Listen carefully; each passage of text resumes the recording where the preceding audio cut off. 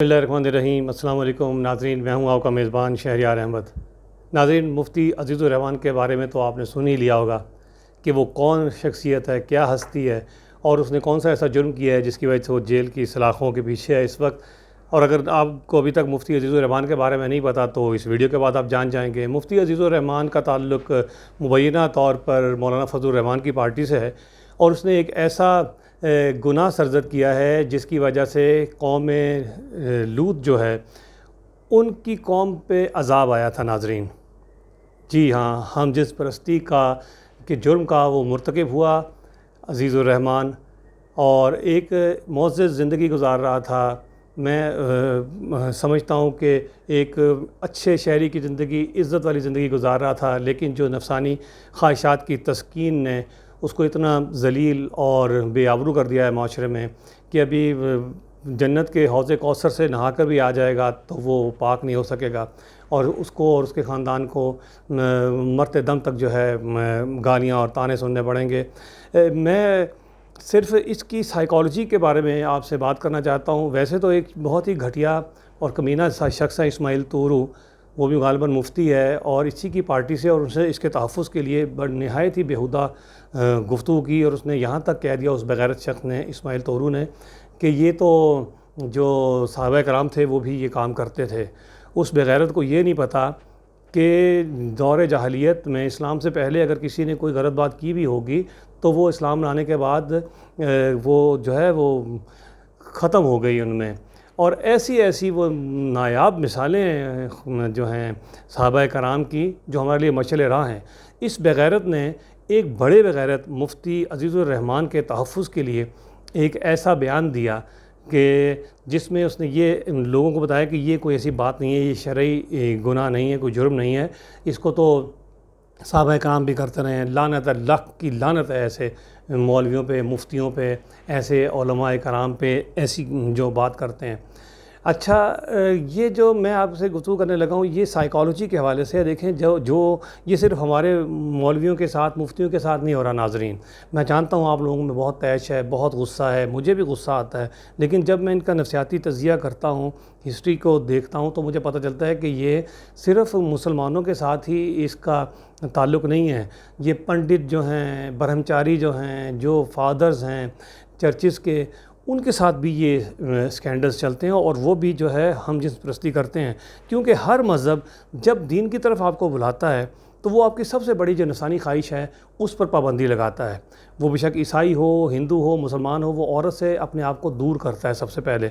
जब आप एक अपनी सबसे बड़ी जिस्मानी ख्वाहिश को, जिनसी ख्वाहिशात की तकमील से इतना दूर हट जाते हैं तो आप बहुत एक तकलीफ़ में और एक अज़ाब में मुब्तला हो जाते हैं। और ऐसे लोग जिनकी कोई गर्लफ्रेंड भी नहीं होती, जिनको कोई मुंह भी नहीं लगाता, फिर वो अपने मदरसों में मज़लूम बच्चों के साथ जो है इस तरह की बदकारी करते हैं। अब जो हमारे जैसा कोई, आप जैसा कोई दाढ़ी के बगैर कोई शख्स ऐसी हरकत कर भी ले, वो भी काबिल मज़म्मत है, लेकिन गुस्सा ज़्यादा उस वक्त आता है जब एक दीनी आदमी जिसकी एक ज़िम्मेदारी है कि दीन फैलाए और लोगों के लिए मशअल राह बने, वो अगर ऐसी हरकत करता है तो हज़ार बार उसको गालियाँ पड़ती हैं, उस पर लान तान होती है।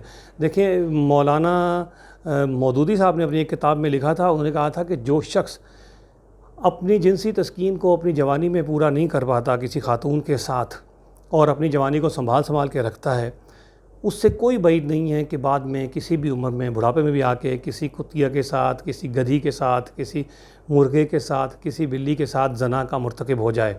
ये इतनी बड़ी एक नफसियाती और नफसानी ख्वाहिश है कि आप जो है इंसान जब जवान होता है तो कई लोगों की ऐसी हालत होते हुए देखी है कि वो कुत्ते की तरह उनकी ज़ुबान बाहर निकली होती है, हल्काए हुए कुत्ते की तरह सेक्स के लिए। तो जब आप इसको बिल्कुल दबा लेते हैं तो फिर वो इस किस्म की हरकतें वो करते हैं। और जब मदरसों में मैं अब मौलाना मुफ्ती अज़ीज़ुर रहमान, मैं आपसे मुखातिब हूँ। आपने 3-4 जुर्म किए हैं इकट्ठे, बहुत बुरा किया आपने। एक आपने उसके साथ कौम लूत वाला जुर्म किया, ठीक है, चलो आपकी अपनी मर्ज़ी है, हमें उस पर कोई एतराज़ नहीं। एक आपने उसको ब्लैकमेल किया, बच्चे को, मुफ्ती साहब ने बच्चे को ब्लैकमेल किया कि मैं तुम्हें इम्तिहान में पास करूँगा, ये आपका दूसरा जुर्म है। آپ اس کو کوئی چاکلیٹ کا، کوئی ٹافی کا، کوئی بریانی کا آفر کرتے تھے تو وہ خوشی سے آپ کے پاس آ جاتا۔ اس نے بددلی کے ساتھ آپ سے یہ بدکاری کرائی ہے، خود بددل ہو کے، کیونکہ وہ بلیک میل ہوا آپ سے۔ میں یہ آپ کو کہوں تیسرا آپ نے جو جرم کیا، آپ نے جھوٹا قرآن اٹھایا۔ اللہ کی اور اس کے رسولوں کی اور خدا کی لعنت ہے آپ پر، پڑے گی میرے کہنے سے تو نہیں، ویسے وہ تو ہو گیا۔ اب جس طرح کے حالات میں آپ زندگی گزار رہے ہیں، آپ کو اللہ کی لعنت اور پھٹکار تو لوگوں کی تو مل گئی ہے۔ آپ نے تیسرا جرم یہ کیا، چلو قرآن کا جھوٹا قرآن اٹھایا، یہ بھی چلو آپ کی اپنی مرضی، لیکن جس چیز کا ہم کو دکھ ہے، جو ہمارا کنسرن ہے، وہ یہ ہے کہ آپ نے داڑھی بھی رکھی ہوئی ہے۔ عزیز الرحمان، داڑھی دیکھ کے بہت شرم اور حیا آتی ہے۔ حضور پاک صلی اللہ علیہ وآلہ وسلم نے بھی داڑھی مبارک رکھی تھی۔ ہمیں تصور آتا ہے ایک اچھے انسان کا، ایک انسانیت پرست انسان کا تصور آتا ہے۔ آپ داڑھی رکھ کے اگر ایسے جرم کریں گے، ایسی حرکتیں کریں گے تو آپ زیادہ قابل گرفت ہیں۔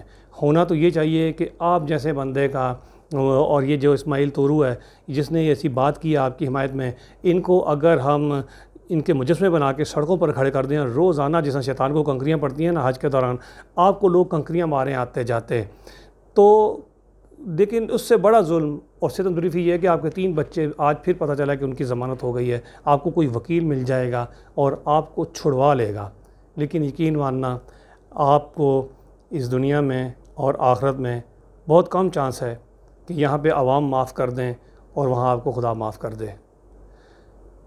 اپنا خیال رکھیے گا ناظرین، خدا حافظ۔